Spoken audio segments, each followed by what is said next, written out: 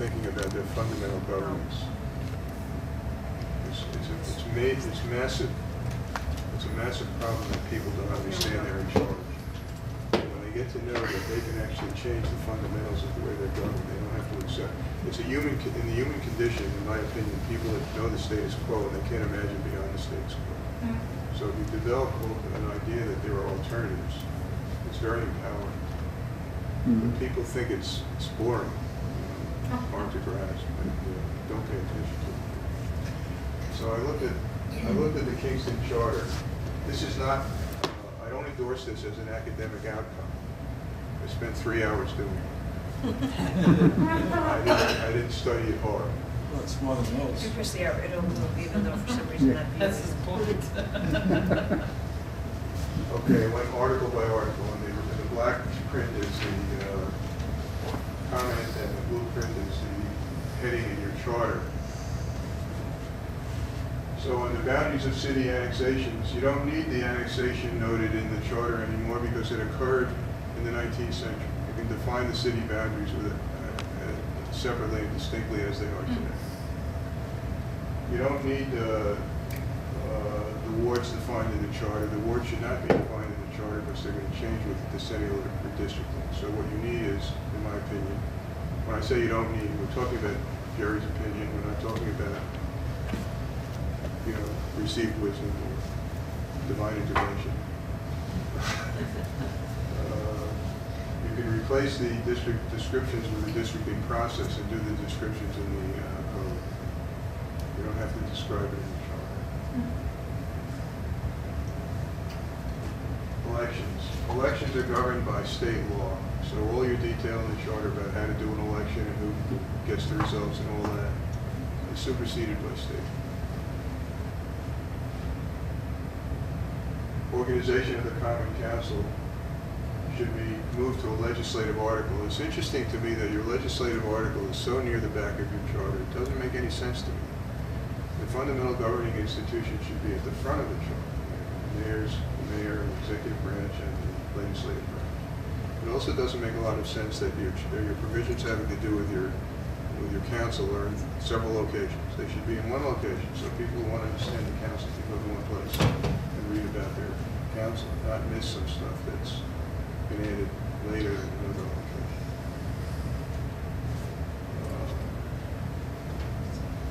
The question of special elections has to be considered regarding state law.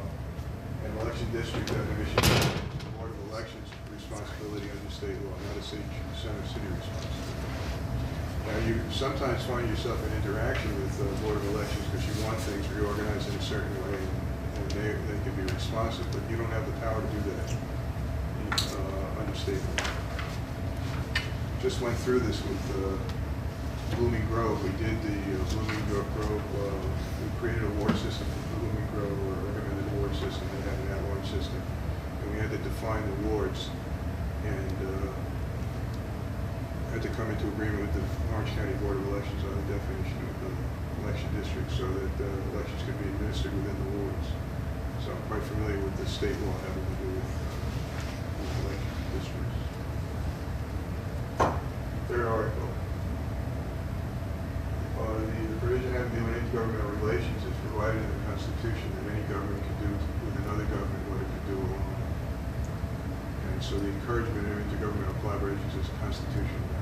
It's not a bad thing to repeat it per se, but it's a bad thing if you think that's the source of your power. It's not. And if it's actually being preempted. You just explain a little more about dissociative power. What you just said, included here. I said that intergovernmental relations provision is in the home rule provision of the state constitution. There's an intergovernmental relations provision, and it says that any two governments can do together what any single government can do by itself. If you have the power to do it, you can yourself. You can do it with somebody else. You can do it with the town of Ulster, as well as doing it by yourself. So it encourages collaboration, and there are processes for collaboration having to do with what kind of agreements you sign and what legal obligations you take up, and all that's specified.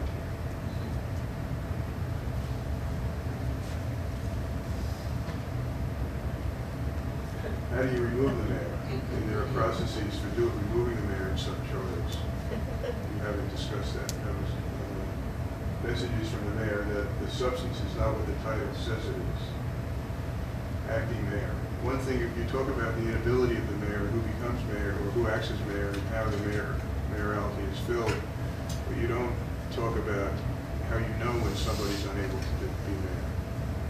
And there are very famous movies on chief executives who go nuts, but won't acknowledge it, to use it. And that's not, I know that's not a clinical thing.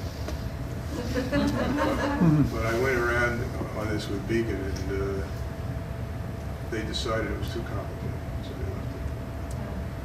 But they also acknowledged, the mayor was in the room, and he acknowledged, that people get sick, and they don't know, they disassociate, and they don't know that they aren't performing, and that can be damaging to the community. Didn't that happen in Canada?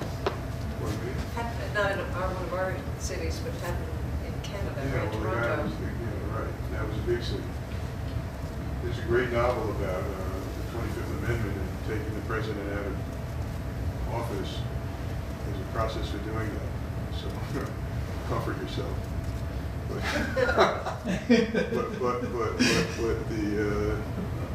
the question of legitimacy and whether people would do it, Bill Sapphire, the great New York Times writer, wrote a novel on that, pretty good novel.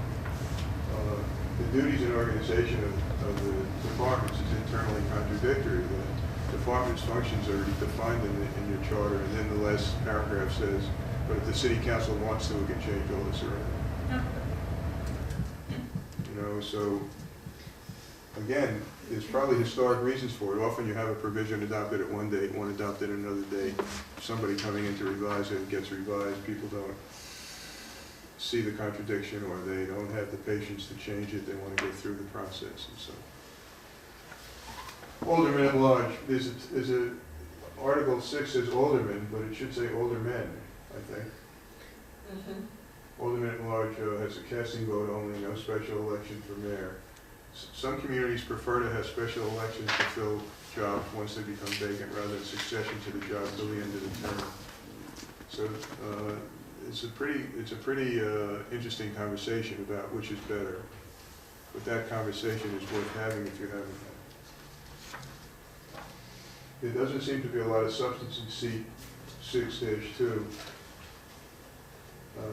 They're supposed to report misconduct. I mean, what does that happen? What does that mean? Somebody must have been bad, so nobody told anybody about it.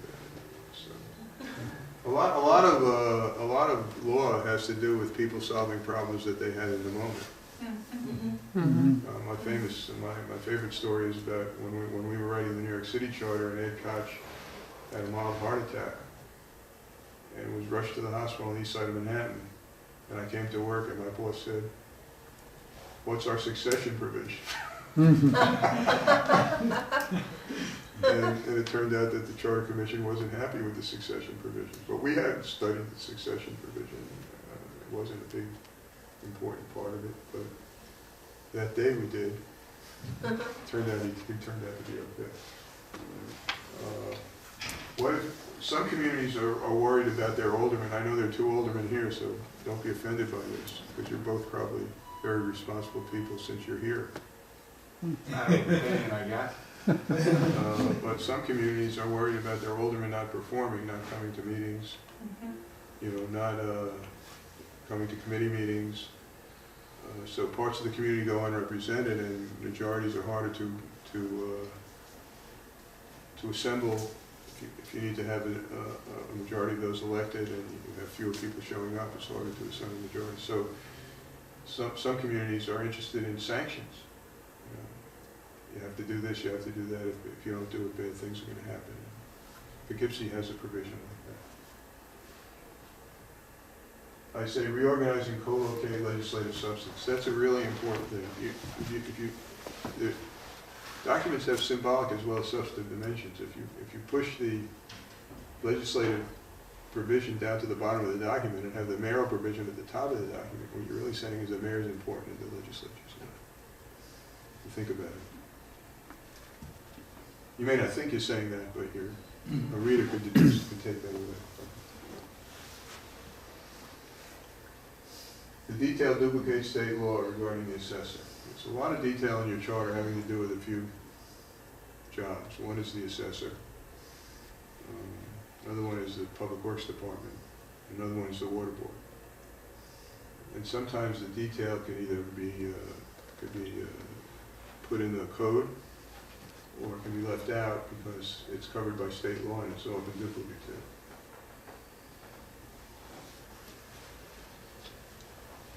City clerk.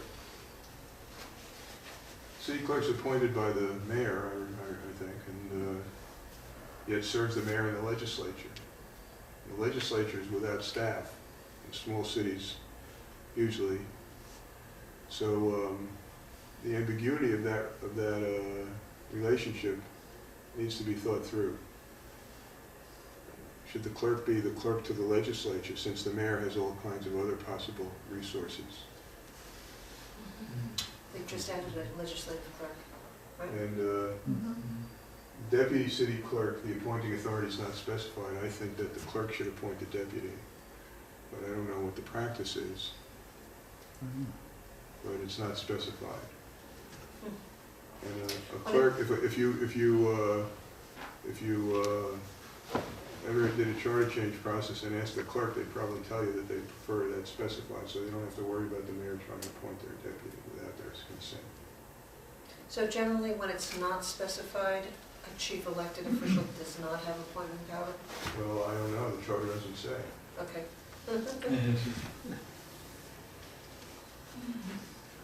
Controller. The controller is, looks to be a fiscal officer, but not a controller. Controller is an auditor. So you're calling your fiscal officer a controller, but you're not empowering the controller as a controller. It's an interesting thing that the controller, who would usually be thought of as an oversight officer, helps prepare the budget. So the controller is actually a chief financial officer, or there's some attempt at the controller being a chief financial officer, but the title controller, which apparently is recently added, it's not historically the name, misleads the reader, because there's a class of jobs called controller that does some things that are different than the controller does in Kingston. Is it possible that this was changed under the revisions that happened? It looks to me like it was recently, relatively Right, recent. because it might have removed the oversight function from... Could be, it has to be researched, and I didn't, like I said, I didn't This is a very important question for cities in the separation. You have a separation of power system. If you didn't have a separation of power system, it wouldn't come up. But if the lawyer works for the mayor, then the council disagrees with the mayor, and the council needs legal advice, can they go to the guy or the woman the mayor appointed with confidence? And so some cities, they don't appoint second lawyers because they can't afford it. It's expensive, but they do have a fund in the budget for hiring counsel in the circumstances where they need to have independent advice from a lawyer. And they're not sure they're going to get it from the corporation funds. This came up for us when we were arguing the shooting range in Kingston. And there was, and Rebecca could probably explain it more, probably remember some of it better than I do. We argued that we needed a separate counselor for the city common council because we felt that there was some conflict of interest there. Well, it's in part two. You'll see the structures. The different structures create different tensions, and you have a separation of power system. By that, I mean the mayor is chief executive, and he doesn't sit on the council. He has no role, no vote. So then you have these common in the United States tension between the executive and legislative branch. You have a council that's running the city like a town board would run a town, and they have a separate supervisor, separate with executive functions, but they're functioning as part of the legislative body. So the hiring of the council would be by an act of the council, act of the town board. They'd have to get 3 votes to hire the council. So the council very clearly serves the board, not the supervisor. Now, that might, informally might be not the way it really is, but that's the theoretical and structural way it should be. And just to add, I'm not sure if it's still there, but the council did have a budget item lined for $25,000 to hire their own counsel. That came up for debate several years ago, but then in the end was rejected by members of the council. Well, when you're in fiscal, difficulty, it's sometimes hard. But remember, you're reserving, it's like a reserve fund. If the contingency doesn't arise, you don't spend it. And the problem of the council not having resources is a common problem in local government, that the legislative branch doesn't have resources. And when you create a separation of power system, the argument against it is that we're going to have a lot of duplication. We're going to have resources on the legislative side, resources on the executive side. But you're doing that to disperse power, and there's reasons for dispersing or attempting to. And one criticism of what we did in Ulster County is that we empowered the executive. So Is that that's an interesting conversation to have. But you can't have a legislature with no resources, because the members are, some are very skilled at finding things out and some are less skilled, and they need professionals.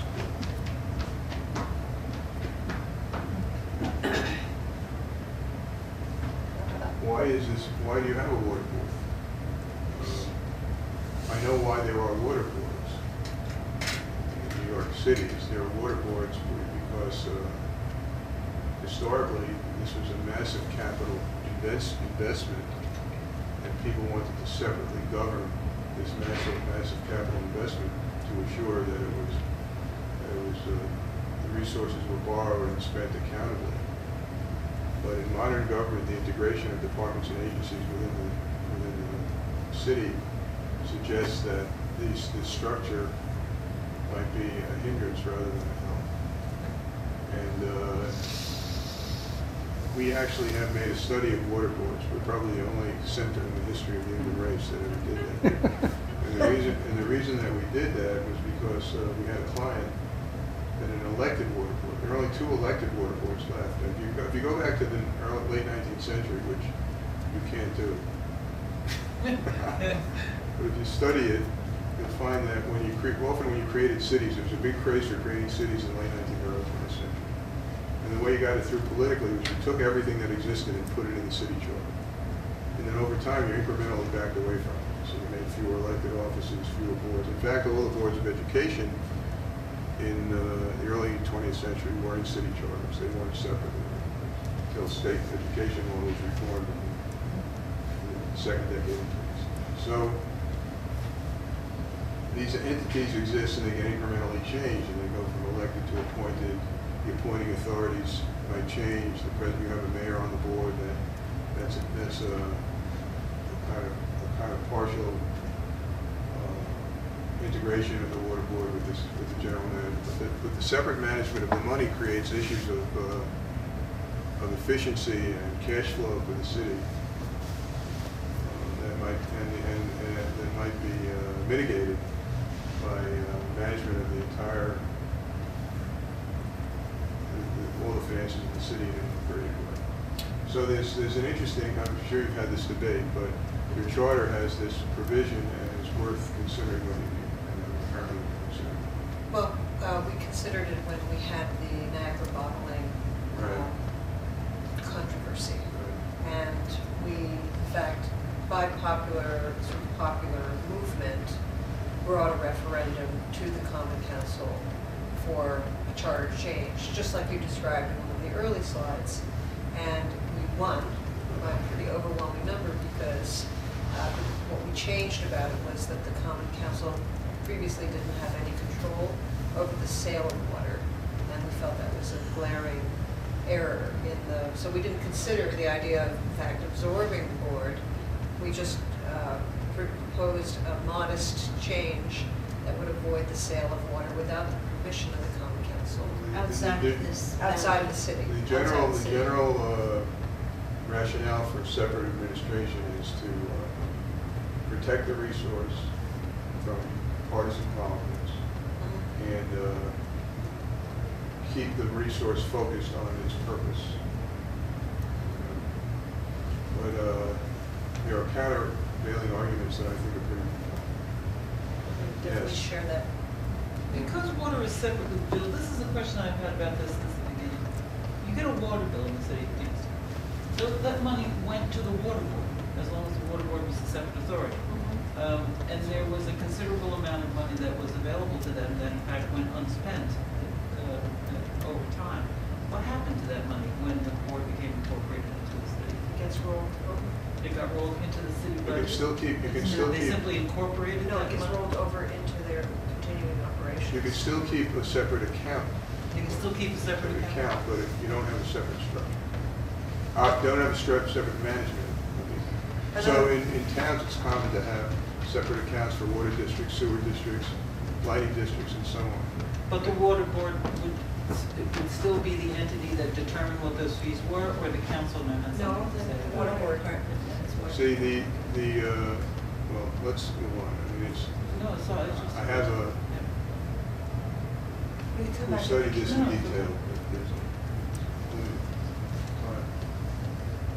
the fire department, why is there a fire department provision? I speculate that it's because you have a mixed, historically a mixed system with some volunteer and some paid, but I don't know. I don't know why that is. It's an interesting question.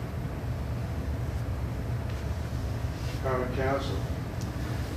Term of council should be, term of office should be specified. You have no special election provision.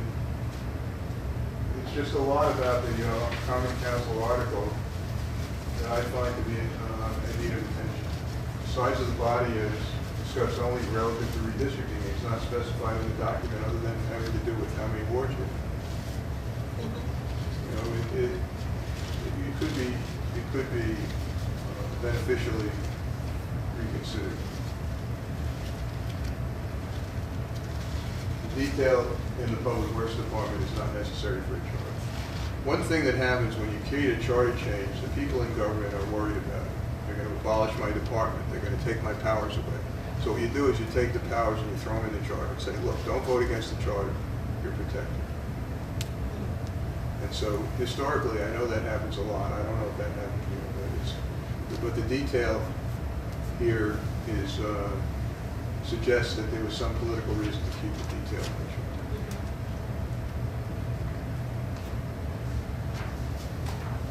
Even though it's following state mandates and Right. duplicate. Okay. There's some redundancies in transitional language in this section that can be taken out.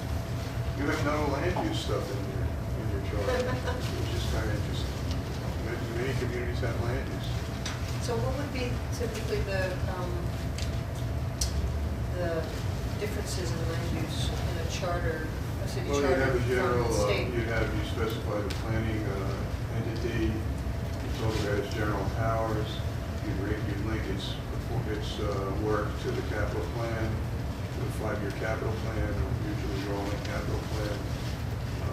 You might decide that capital land use, there might be some planning process that would anticipate integration of capital plan priorities to the planning process.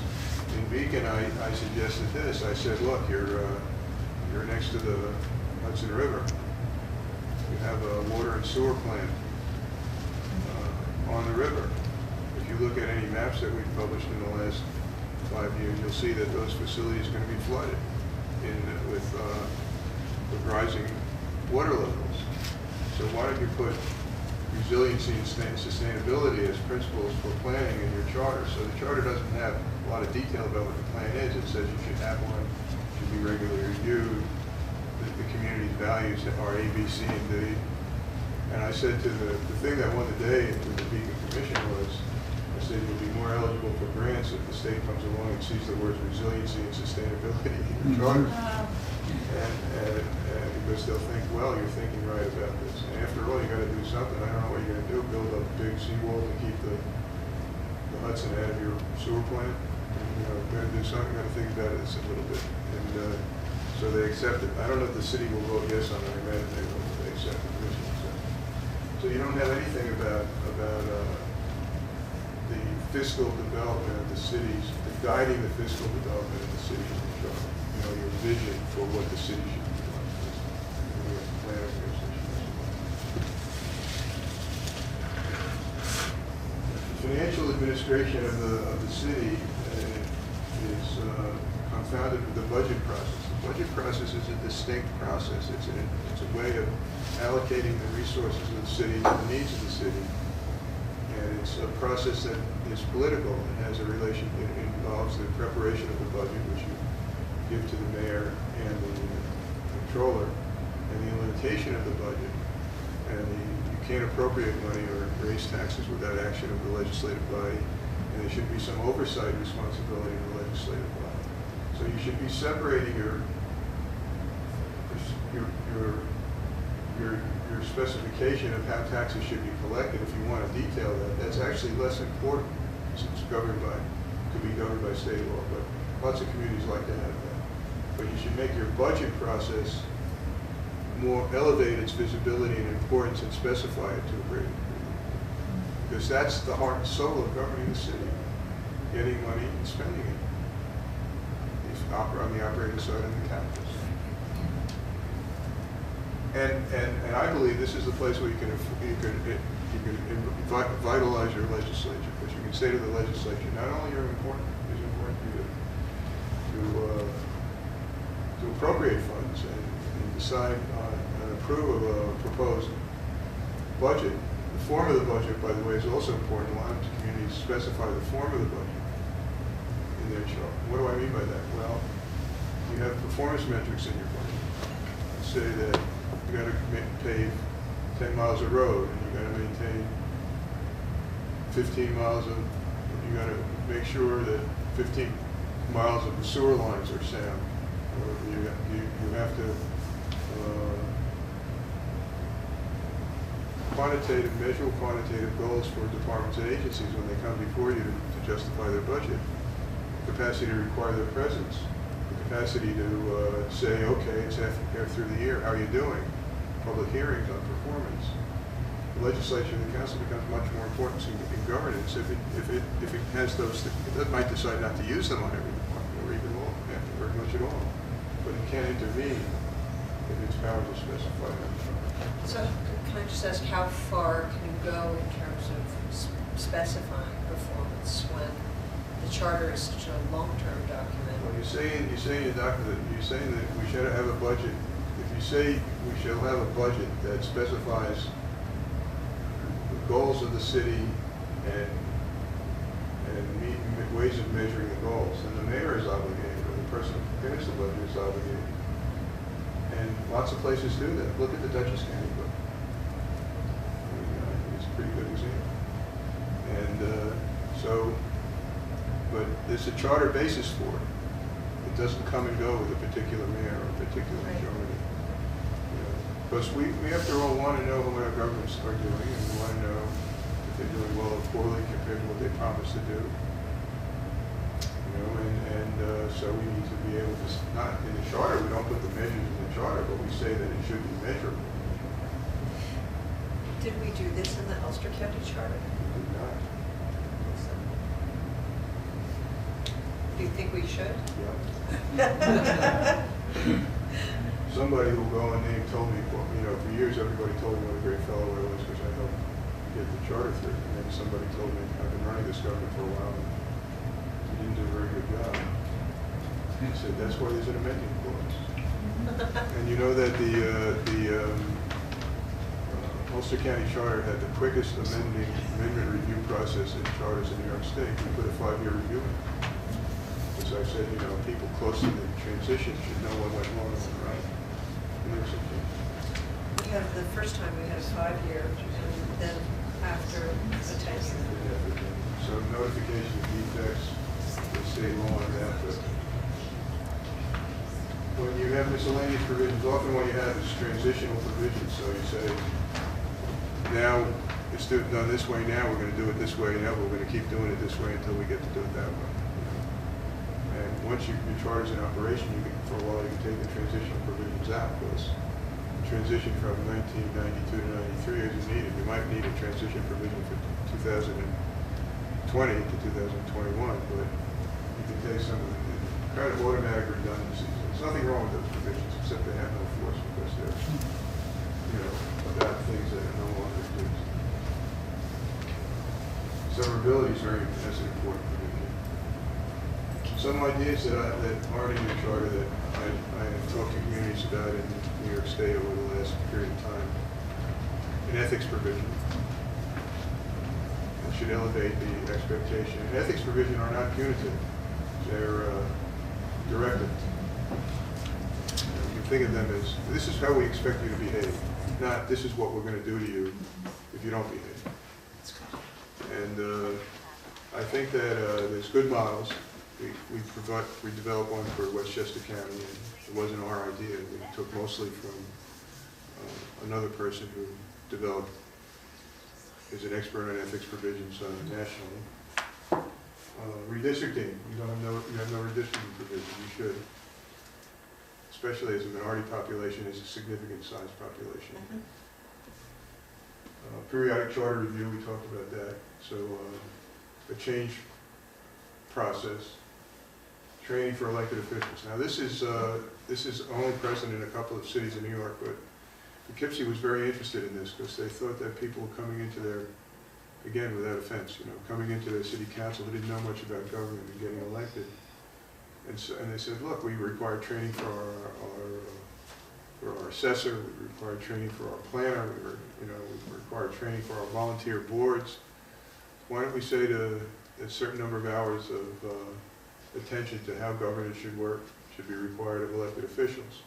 It can be accomplished in a variety of ways, from attending, documented attendance at meetings of the Mayor's Association of New York.